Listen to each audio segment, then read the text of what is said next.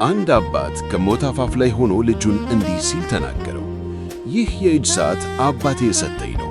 200 ዓመታት ሆኖታል። ነገር ግን ላንተ ከመስጠቴ በፊት ሂድና ሰዓት ቤቶች ስንት ሊገዙህ እንደሚችሉ ጠይቀህና አለው። ልጁም ጠይቆ መጣና አሮጌ ስለሆነ 5 ብር እንገዛሃለን እንዳሉት ነገረው። አባቱም ድጋሚ ሸቀጣ ሸቀጥ መሸጫ ሱቆች ጋር ሄዶ እንዲጠይቅ ይነግረዋል። ልጁም ጠይቆ ይመጣና አሁንም ከ5 ብር በላይ እንደማይገዙት ይነግረዋል። በድጋሚ ሚውዚየም ሄደህ ጠይቅ ይለዋል አባቱ።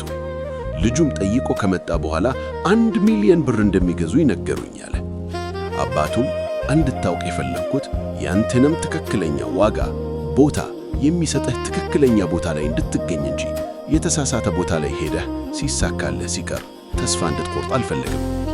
ምንጊዜም ያንተን ዋጋ የሚያውቁ ብቻ ናቸው ክብርም አድናቆትም የሚሰጡ። ስለዚህ የተሳሳተ ቦታ ላይ አትገኝ። ውድ ዕቃ ያለ ቦታው ርካሽ ነው። ከወደዳችሁት ላይክ እና ሰብስክራይብ እንዳይረሳ።